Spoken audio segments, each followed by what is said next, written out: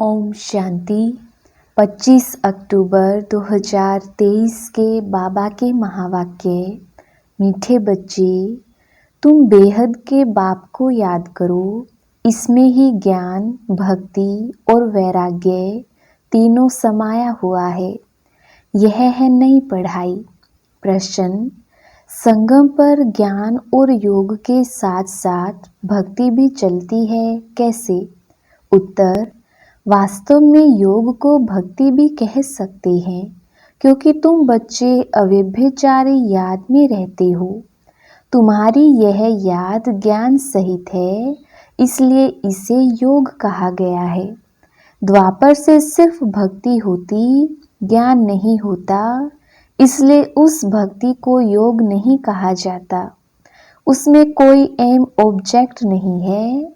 अभी तुम्हें ज्ञान भी मिलता, योग भी करते, फिर तुम्हारा बेहद की सृष्टि से वैराग्य भी है। गीत किसी ने अपना बना के। ओम शांति।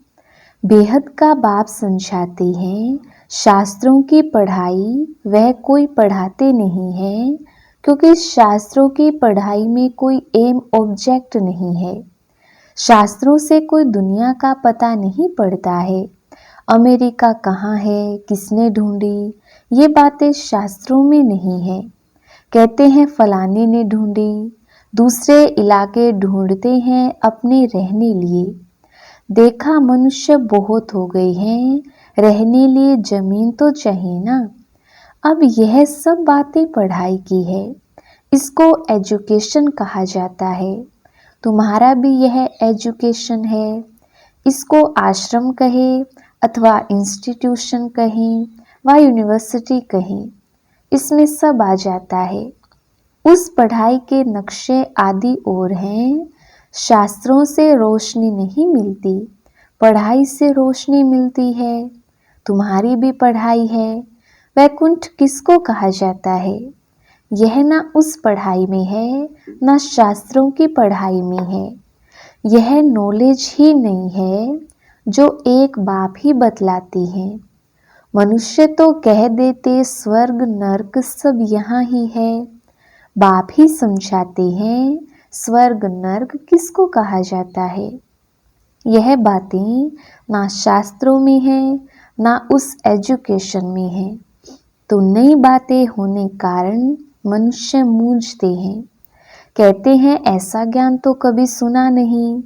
यह तो नई वंडरफुल बातें हैं, जो कभी कोई ने नहीं सुनाई हैं भी बरोबर नई बातें। ना उस एजुकेशन वाले सुना सकते, ना सन्यासी आदि सुना सकते। इसलिए परमपिता परमात्मा को ही ज्ञान का सागर कहा जाता है। बेहद की हिस्ट्री ज्योग्राफी भी समझाते हैं। ज्ञान से स्वर्ग और नर्क का विस्तार भी सुनाते हैं। यह नई बातें हैं ना। इस पढ़ाई में सब कुछ है। ज्ञान भी है, योग भी है, पढ़ाई भी है, भक्ति भी है। योग को भक्ति भी कह सकते हैं, क्योंकि एक के साथ योग लगाना, उनको याद करना होता है। वह भगत लोग भी याद करते हैं, पूजा करते हैं, गाते हैं। वह भक्ति करना कोई योग नहीं कहेंगे। समझो जैसे मीरा थी, श्री कृष्ण के साथ योग लगाती थी, उनको याद करती थी, परंतु उसको भक्ति कहा जाता। उनकी बुद्धि में कोई एम ऑब्जेक्ट नहीं है। इसको ज्ञान भी कहते, भक्ति भी कहते। योग लगाते हैं, एक को याद करते हैं। सत्युग में ना भक्ति होती ना ज्ञान। संगम पर ज्ञान और भक्ति दोनों ही हैं, और द्वापर से लेकर सिर्फ भक्ति चलती आई है। किसको याद करना, उसको भक्ति कहते। यहाँ यह ज्ञान भी है, योग भी है, भक्ति भी है। समझ सकते हैं, वह सिर्फ भगत हैं। तत्व से योग लगाते हैं, परंतु उनका है अनेकों से योग, इसलिए उनको भगत कहते। तुम्हारा यह है अव्यभिचारी योग। यह ज्ञान सागर खुद बैठ पढ़ाते हैं। उनसे योग लगाना होता है, वह तो आत्मा को ही नहीं जानते। हम तो जानते हैं परमपिता परमात्मा बाप के साथ बुद्धि योग लगाने से हम बाप के पास चले जाएंगे। वह हनुमान को याद करते हैं तो उनका साक्षात्कार हो जाता, उनको व्यभिचारी कहा जाता। यह है अव्यभिचारी योग। सिर्फ एक बाप को याद करना है तो इसमें ज्ञान भक्ति वैराग्य सब इकट्ठे हैं और वह उन्हों का सब अलग अलग है। भक्ति अलग, ज्ञान भी सिर्फ शास्त्रों का है, वैराग्य भी हद का है। यहाँ बेहद की बात है। हम बेहद के बाप को जानते हैं, इसलिए उनको याद करते हैं। वह भल शिव को याद करते, परंतु विकर्म विनाश नहीं होंगे, क्योंकि वह ऑक्यूपेशन को नहीं जानते। विकर्म विनाश होने का ज्ञान ही नहीं। यहाँ तो बाप की याद से विकर्म विनाश होते हैं। वहाँ काशी कलवट खाते हैं तो उनके विकर्म विनाश होते हैं। भोगना भोगनी पड़ती है, परंतु ऐसे नहीं कि तुम्हारे मुआफिक आहिस्ते आहिस्ते कर्मातीत बनते हैं। नहीं, उनके विकर्म सजाएं खाते खाते खत्म होते हैं, माफ नहीं हो जाते हैं। तो यह पढ़ाई भी है, ज्ञान भी है, योग भी है, इसमें सब है। सिखलाने वाला एक ही बाप है। इनको आश्रम अथवा इंस्टीट्यूशन कहा जाता है। लिखा हुआ बड़ा अच्छा है, आगे ओम मंडली नाम रोंग था, अभी समझ आई है। यह नाम बिल्कुल अच्छा है। कोई को भी समझा सकती हो कि ब्रह्मा कुमार तो तुम भी हो। बाप है सबका रचयिता, उनको पहले पहले सूक्ष्म वतन रचना है। ब्रह्मा विष्णु शंकर है सूक्ष्म वतन वासी, नई सृष्टि रचते हैं तो जरूर प्रजापिता ब्रह्मा चाहिए। सूक्ष्म वतन वाला तो यहाँ आ ना सके, वह है संपूर्ण अव्यक्त। यहाँ तो साकार ब्रह्मा चाहिए ना, वह कहाँ से आए? मनुष्य इन बातों को समझ ना सके। चित्र तो है ना, ब्रह्मा से ब्राह्मण पैदा हुए, परंतु ब्रह्मा आए कहाँ से? फिर एडॉप्शन होती है। जैसे कोई राजा को बच्चा नहीं होता है तो एडॉप्ट करते हैं, बाप भी इनको एडॉप्ट करते हैं, फिर नाम बदल कर रखते हैं प्रजापिता ब्रह्मा। वह ऊपर वाला तो नीचे आ ना सके, नीचे वाले को ऊपर जाना है। वह है अव्यक्त, यह है व्यक्त। तो इस रहस्य को भी अच्छी रीति समझना है, क्योंकि सबका प्रश्न उठता है। कहते हैं दादा को कभी ब्रह्मा, कभी भगवान, कभी श्री कृष्ण कहते हैं। अब इनको भगवान तो कहा नहीं जाता, बाकी ब्रह्मा और श्री कृष्ण को तो कह सकते हैं, क्योंकि श्री कृष्ण सुंदर से श्याम बनता है। तो जब रात है तब कहेंगे ब्रह्मा, जब दिन है तब कहेंगे श्री कृष्ण। श्री कृष्ण की आत्मा का अभी ये अंतिम जन्म है और यह श्री कृष्ण है आदि का जन्म। यह क्लियर कर लिखना पड़े। 84 जन्म राधे कृष्ण के व लक्ष्मी नारायण के बताने पड़े। यहाँ फिर उनको एडॉप्ट करते हैं तो ब्रह्मा का दिन और ब्रह्मा की रात हो जाती। वही फिर लक्ष्मी नारायण का दिन और रात। उनकी वंशावली का भी ऐसे हुआ। तुम अब ब्राह्मण कुल के हो, फिर देवता कुल के बनेंगे, तो ब्रह्मा कुमार कुमारियों का भी दिन और रात हुआ ना। यह बड़ी समझने की बातें हैं। चित्रों में भी क्लियर है। नीचे तपस्या कर रहे हैं, अंतिम जन्म है। ब्रह्मा आए कहाँ से, किससे पैदा हो? तो ब्रह्मा को एडॉप्ट करते हैं, जैसे राजा एडॉप्ट करते हैं, फिर उनको राजकुमार कहते हैं, ट्रांसफ़र कर देते हैं प्रिंस ऑफ फलाना। पहले तो प्रिंस नहीं था, राजा ने एडॉप्ट किया तो नाम डाला प्रिंस। यह रस्म रिवाज चलती आई है। बच्चों को यह बुद्धि में आना चाहिए, दुनिया नहीं जानती कि बाप कैसे पुरानी दुनिया का विनाश और नई दुनिया की स्थापना करते हैं। यह रोशनी तुम बच्चों को है, तुम्हारे में भी नंबरवार हैं। आगे चलकर छोटी छोटी बच्चियां भी बहुत तीखी होती जाएंगी, क्योंकि कुमारियां हैं। लिखा हुआ भी है कि कुमारियों द्वारा बाण मरवाए। कुमारियों का चमत्कार नंबर 1 में गया है। मम्मा भी कुमारी है, सबसे तीखी गई है। कहा जाता है डॉटर सोज मदर, मदर तो नहीं बैठ कोई से बात करेगी। यह माँ तो गुप्त गई माँ, वह मम्मा है प्रत्यक्ष, यह है गुप्त। तो तुम शक्तियों अथवा बच्चों का काम है माँ का शो करना। बहुत अच्छी अच्छी बच्चियां भी हैं जिनका पुरुषार्थ अच्छा चलता है। कौरव संप्रदाय में भी किनों के मुख्य नाम है ना, जो महारथी हैं। यहाँ भी महारथियों के नाम हैं। सबसे बड़ा है शिव बाबा, ऊंचे ते ऊंच भगवान, उनका ऊंचा ठाव है। वास्तव में ठाव तो हम आत्माओं का भी ऊंच है। मनुष्य तो सिर्फ महिमा करते रहते, जानते कुछ भी नहीं। हम आत्माएं भी वहाँ की रहने वाली हैं, परंतु हमको जन्म मरण में आकर पार्ट बजाना है। वह जन्म मरण में नहीं आते, पार्ट उनका भी नहीं है। परंतु कैसे है ये भी तुम जानते हो। अभी तुम बच्चे समझते हो यह शिव बाबा का रथ है। अश्व अथवा घोड़ा भी है, बाकी वह घोड़ा गाड़ी नहीं है।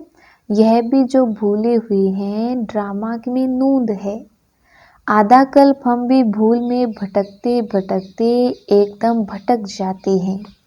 अभी रोशनी मिली है तो बहुत खबरदार हो पड़े हैं।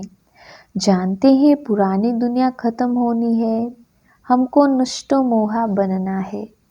कमल फूल समान गृहस्थ व्यवहार में रहते नष्टो मोहा बनने का पुरुषार्थ तो करना पड़े। तोड़ तो सबसे निभाना है, साथ भी रहना है। यह भट्ठी भी बननी थी जैसे कल्प पहले बनी थी। अभी तो कहते हैं गृहस्थ व्यवहार में रह मेहनत करनी है, यहाँ घर बार छोड़ने की बात ही नहीं। हम तो घर में बैठे हैं ना, कितने बच्चे हैं, लौकिक भी थे ना, छोड़ा कुछ भी नहीं है। सन्यासी तो जंगल में चले जाते हैं, हम तो शहर में बैठे हैं, तो उनसे तोड़ निभाना है। बाप की रचना है। बाप कमाकर बच्चे को वर्षा देते हैं। पहले तो वर्षा देते हैं काम विकार का, फिर उनसे छुड़ाकर निर्विकारी बनाना बाप का ही काम है। ऐसे भी होते हैं कहाँ बच्चे माँ बाप को ज्ञान देते हैं, कहाँ बाप बच्चों को ज्ञान देते हैं। यह है ही राजयोग, वह है हठ योग। आत्मा को नॉलेज मिलती है परमात्मा से। मैं ब्रह्मा राजाओं का राजा था, अब रंक बना हूँ। रंग से राव गाया हुआ है। बच्चे जानते हैं हम जो सूर्यवंशी थे अभी शूद्रवंशी बने हैं। ये भी समझाना पड़ता है नरक और स्वर्ग अलग है। मनुष्य यह नहीं जानते। तुम्हारे में भी कितने बच्चे कुछ भी नहीं जानते, क्योंकि तकदीर में नहीं है तो पुरुषार्थ क्या करेंगे। किनकी तकदीर में कुछ नहीं है, किनकी तकदीर में सब कुछ है। तकदीर पुरुषार्थ कराती है, तकदीर नहीं है तो पुरुषार्थ क्या करेंगे। एक ही स्कूल है, चलता रहता है।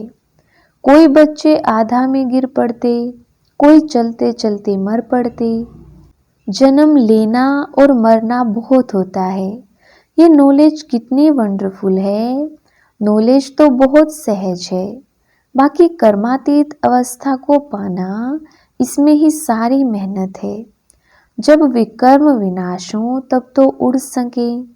ध्यान से ज्ञान श्रेष्ठ है। ध्यान में माया के विघ्न बहुत पड़ते हैं, इसलिए ध्यान से ज्ञान अच्छा है। ऐसे नहीं कि योग से ज्ञान अच्छा, ध्यान के लिए कहा जाता है। ध्यान में जाने वाले आज है नहीं, योग में तो कमाई होती है, विकर्म विनाश होते हैं। ध्यान में कोई कमाई नहीं है, योग और ज्ञान में कमाई है। ज्ञान और योग बिगर हेल्दी वेल्दी बन नहीं सकते। फिर यह घूमने फिरने की एक आदत पड़ जाती है, ये भी ठीक नहीं है। ध्यान नुकसान बहुत करता है, ज्ञान भी है सेकंड का, योग कोई सेकंड का नहीं है। जहाँ जीना है वहाँ योग लगाते रहना है।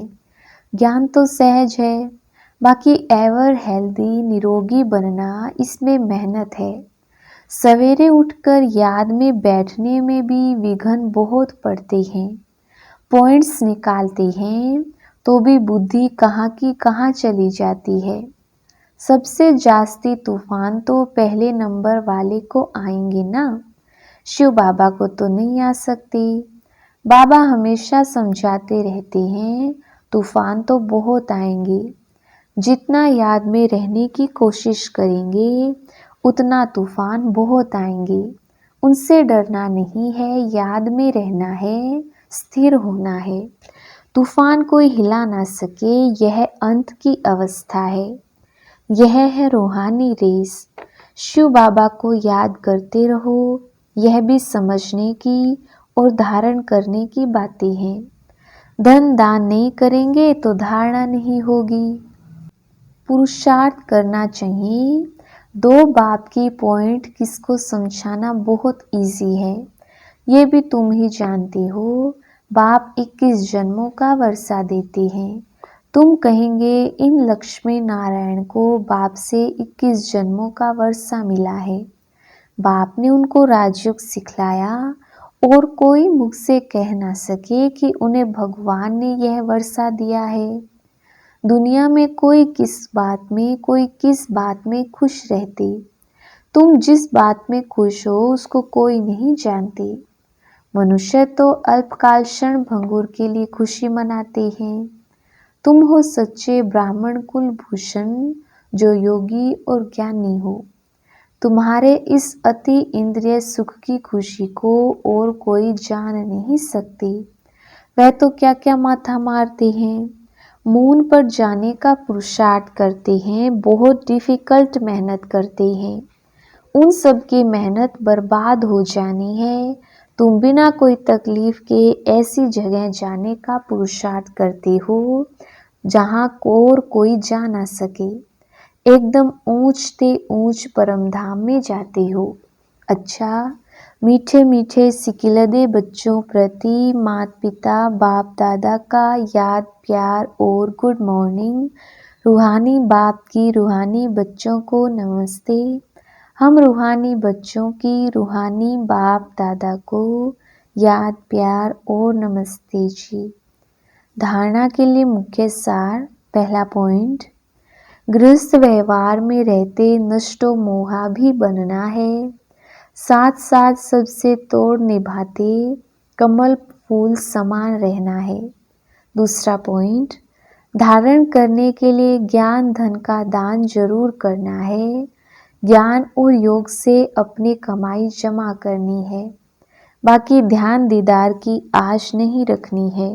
वरदान, संतुष्टता के सर्टिफिकेट द्वारा भविष्य राज्य भाग्य का तखत प्राप्त करने वाले संतुष्ट मूर्ति भव।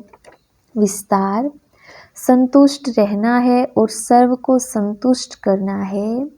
यह स्लोगन सदा आपके मस्तक रूपी बोर्ड पर लिखा हुआ हो, क्योंकि इसी सर्टिफिकेट वाले भविष्य में राज्य भाग्य का सर्टिफिकेट लेंगे। तो रोज अमृत वेले इस स्लोगन को स्मृति में लाओ। जैसे बोर्ड पर स्लोगन लिखते हो, ऐसे सदा अपने मस्तक के बोर्ड पर यह स्लोगन दौड़ाओ, तो सभी संतुष्ट मूर्तियां हो जाएंगे। जो संतुष्ट है वो सदा प्रसन्न है। स्लोगन, आपस में स्नेह और संतुष्टता संपन्न व्यवहार करने वाले ही सफलता मूर्त बनती है। अच्छा, ओम शांति।